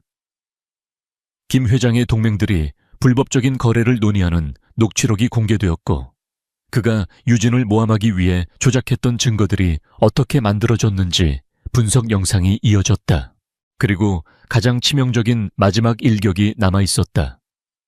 지훈이 다시 마이크를 잡았다. 제 삼촌의 탐욕은 돈에서 멈추지 않았습니다. 그는 녹음 파일을 재생했다. 그것은 김 회장과 자신의 사고를 위장했던 트럭 운전사 사이의 대화였다. 조비서의 팀이 비밀리에 녹음한 것이었다. 녹취록에서 김 회장은 입이 가벼운 운전사를 처리하고 사건을 영원히 묻어버리는 것에 대해 논의하고 있었다. 명백한 살인교사에 대한 자백이었다. 강당은 아수라장이 되었다. 김 회장은 거짓말이야, 전부 조작된 거라고 비명을 질렀지만 그의 얼굴은 잿빛이었다. 증거에 의해 공범으로 지목된 그의 동맹들은 필사적으로 그의 절박한 시선을 피하며 고개를 숙였다. 바로 그 순간 강당의 문이 활짝 열렸다. 지훈의 법무팀으로부터 미리 연락을 받은 검찰 수사관들이 들이닥쳤다. 그들은 망연자실한 김 회장에게로 직진했다. 김태수 씨, 당신을 횡령 주가 조작 그리고 살인교사 혐의로 긴급 체포합니다. 전국으로 생중계되는 카메라 앞에서 김 회장과 그의 핵심 공범들의 손에 차가운 수갑이 채워졌다. 탐욕과 거짓으로 쌓아 올린 제국은 가장 화려하고 공개적인 방식으로 처참하게 무너져 내렸다. 회의장은 소란으로 가득했지만 그 혼돈의 중심에서 지훈과 유진은 나란히 서 있었다. 지훈은 충격에 빠진 주주들과 언론을 향해 회사의 지배구조를 전면 개혁하고 투명하고 정직한 경영의 새 시대를 열겠다고 선언했다. 그의 목소리는 오랫동안 숨겨왔던 강력한 권위로 가득 차 있었다. 연설을 마친 그는 유진을 바라보았다. 그의 눈에는 감사와 존경, 그리고 더 이상 숨길 수 없는 깊은 사랑이 담겨 있었다. 그는 모든 사람 앞에서 그녀의 손을 잡았다. 그것은 계약에 의한 제스처가 아니라 세상에 대한 공개적인 선언이었다. 그들이 만들어낸 폭풍이 마침내 잦아들고 정화된 풍경만이 남은 그곳에 두 사람은 굳건히 서 있었다. 정의와 새로운 시작의 상징처럼. 결정적인 전투는 승리로 끝났다. 주주총회에 폭풍이 지나가고 몇 주가 흘렀다. 세상은 새로운 이야기에 열광하다가 이내 잠잠해졌다. 초반의 충격으로 잠시 흔들렸던 JK그룹의 주가는 강지훈의 강력하고 윤리적인 리더십에 대한 새로운 신뢰를 바탕으로 안정세를 되찾고 꾸준히 상승하기 시작했다. 회사와 저택의 분위기는 완전히 달라졌다. 김 회장이 심어놓았던 두려움과 의심의 그림자는 걷히고 그 자리에는 조심스러운 낙관과 활기가 넘쳤다. 김 회장에게 충성하던 집사와 직원들은 모두 교체되었다. 한유진은 더 이상 계약직 아내가 아니었다. 그녀는 자신의 실력으로 쟁취한 JK그룹의 신설부서인 전략기획실의 실장으로 공식 임명되었다. 회의실에서 자신의 팀을 자신감 있게 이끌고 동료들에게 존중받는 그녀의 모습은 그녀가 이룬 전문적인 승리를 명확히 보여주었다. 오래된 상처들도 서서히 아물기 시작했다. 병원에서 강지훈의 아버지가 마침내 혼수 상태에서 깨어났다. 아직은 쇠약했지만 그는 회복하고 있었다. 지훈은 아버지에게 유진을 소개했다. 계약으로 맺어진 아내가 아니라 자신이 사랑하는 여자이자 가족과 회사를 구하는데 결정적인 역할을 한 사람이라고. 모든 것을 전해 들은 아버지는 유진을 깊은 감사의 눈빛으로 바라보며 두 사람의 관계를 진심으로 축복했다. 지훈의 가장 큰 동기였던 아버지의 문제가 해결되면서 그의 마음속 가장 큰 응어리가 풀렸다. 유진 역시 자신의 가족을 찾았다. 지훈의 지원 덕분에 최고의 치료를 받은 그녀의 아버지는 건강이 눈에 띄게 좋아졌다. 집안의 빚은 모두 청산되었고 어머니는 더 이상 눈물을 흘리지 않았다. 그녀는 자랑스럽고 기쁜 얼굴로 딸을 끌어안았다. 마침내 유진은 자신을 계약 결혼으로 내몰았던 무거운 짐에서 완전히 해방되었다. 어느 조용한 저녁 지훈과 유진은 모든 것이 시작되었던 서재에 마주 앉았다. 지훈이 서랍에서 낡은 혼인 계약서를 꺼냈다. 한때 그들의 관계를 규정했던 그 문서는 이제 다른 생애의 유물처럼 보였다. 이 계약은 이제 무효야. 지훈이 말했다. 그는 명예를 지키기 위해 약속했던 500만 달러가 입금된 수표를 그녀에게 공식적으로 건넸다. 유진은 수표를 한번 그리고 그를 한번 쳐다보았다. 그녀는 조용히 수표를 그에게 다시 밀어냈다. 말했잖아요. 돈 때문에 한 일이 아니라고. 당신과의 파트너십은 결코 돈으로 환산할 수 있는 게 아니었어요. 지훈은 그럴 줄 알았다는 듯이 미소를 지었다. 그는 계약서와 수표를 집어들었고 두 사람은 함께 그것을 갈기갈기 찢어버렸다. 그들의 낡은 관계를 정의했던 모든 것을 없애버리는 상징적인 행위였다. 이제 그들은 모든 의무와 거짓에서 벗어난 두 명의 자유로운 개인으로 마주섰다.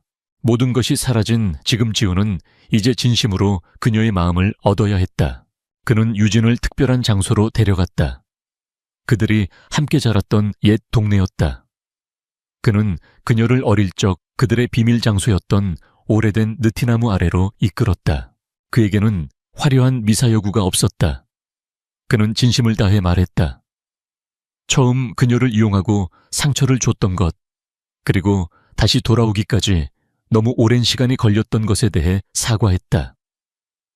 그는 자신의 인생에서 가장 어두운 시기에 그녀가 자신을 이끌어준 빛이었고 자신에게 힘을 실어준 전략가였으며 이길 용기를 준 파트너였다고 고백했다. 그리고 그는 그녀의 앞에서 한쪽 무릎을 꿇었다. 그의 손에는 불을 과시하는 거대한 다이아몬드가 아니라 그녀의 성격을 반영하는 듯한 단순하고 우아한 반지가 들려 있었다. 한유진 감정에 젖은 그의 목소리가 흘러나왔다. 이건 계약이 아니야. 조건도 기간도 없어. 내 평생의 파트너가, 내 아내가 내 가장 친한 친구가 되어주지 않겠어. 이번에는 진짜로. 나와 결혼해줄래? 유진의 눈에서 기쁨의 눈물이 흘러내렸다. 그녀는 고개를 끄덕였다.